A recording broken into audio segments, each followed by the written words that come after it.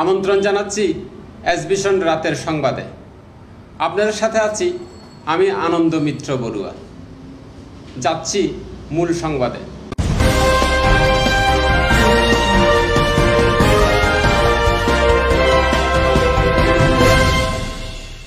Major Sinha হত্যা মামলায় জড়িত থাকার অভিযোগে গ্রেপ্তার রুবেল শর্মার 7 দিনের রিমান্ড মঞ্জুর করেছে আদালত।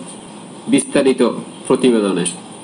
আলোচিত মেজর সিনহা হত্যা মামলায় জড়িত থাকার অভিযোগে গ্রেপ্তার রুবেল শর্মার 7 দিনের রিমান্ড মঞ্জুর করেছে আদালত। বুধবার দুপুরে কক্সবাজারের জ্যেষ্ঠ বিচারিক হাকিম তামান্না ফারা এর আদালতে তার 10 দিনের রিমান্ড আবেদন করে র্যাব। আদালতের বিচারক 7 দিনের রিমান্ড মঞ্জুর করেন। বিষয়টি নিশ্চিত করেছেন মামলার তদন্তকারী কর্মকর্তা র্যাবের সহকারী পুলিশ সুপার খায়রুল ইসলাম। বিষয় ওই রুবেল শর্মার ব্যাপারে আজকেই ছিল রিমান্ড শুনানি ছিল।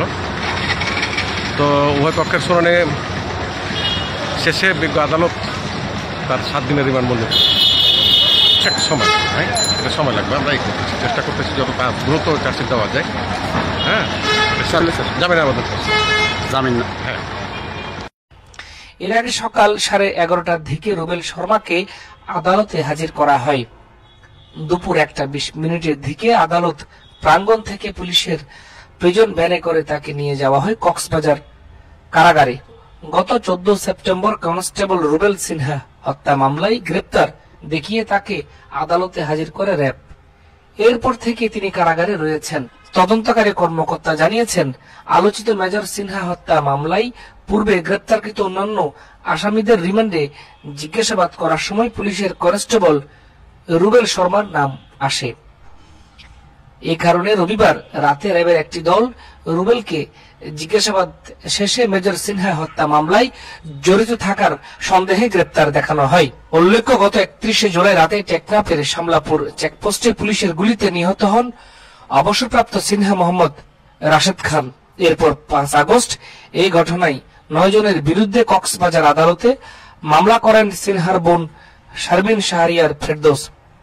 মামলাটি র্যাবকে তদন্তভার দেয়া হয়।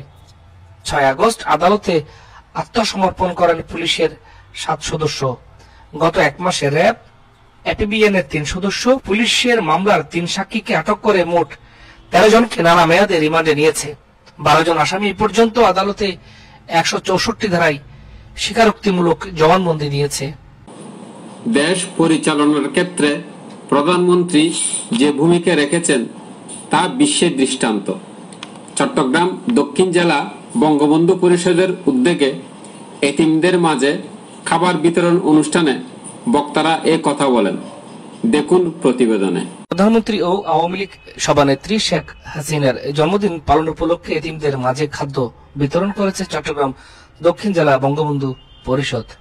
দুপুরে চট্টগ্রাম প্রেস ক্লাবে আয়োজিত অনুষ্ঠানে বক্তারা বলেন, দেশ পরিচালনার ক্ষেত্রে প্রধানমন্ত্রী যে ভূমিকা রেখেছেন তা বিশ্বে দৃষ্টান্ত। দেশের উন্নয়ন অগ্রযাত্রা ধরে রাখতে শেখ হাসিনার বিকল্প নেই বলে উল্লেখ করেন বক্তারা। খাবার শেষে প্রধানমন্ত্রী শেখ হাসিনার সুস্থতা ও দীর্ঘায়ু কামনা করে দোয়া করা হয়।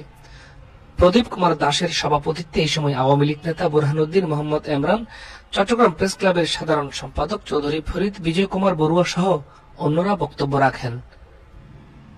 এসবিশন নিউজ ডেস্ক, চট্টগ্রাম।